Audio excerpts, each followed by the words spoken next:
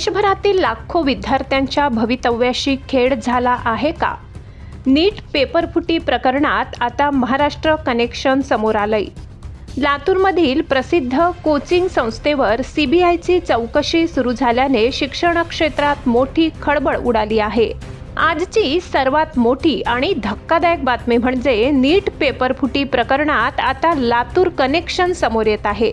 देशातील सर्वात मोठ्या वैद्यकीय प्रवेश परीक्षांपैकी एक असलेल्या नीट परीक्षेवर आधीच प्रश्नचिन्ह उपस्थित झाले होते आणि आता लातूरमधील आरसीसी कोचिंग चर्चेत आले आहे.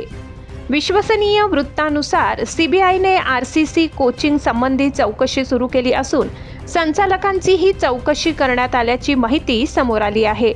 विशेष म्हणजे काही मॉक टेस्ट मधील प्रश्न आणि नीटच्या प्रत्यक्ष प्रश्नपत्रिकेमध्ये साम्य असल्याच्या चर्चेमुळे हे प्रकरण आणखी गंभीर बनलं आहे.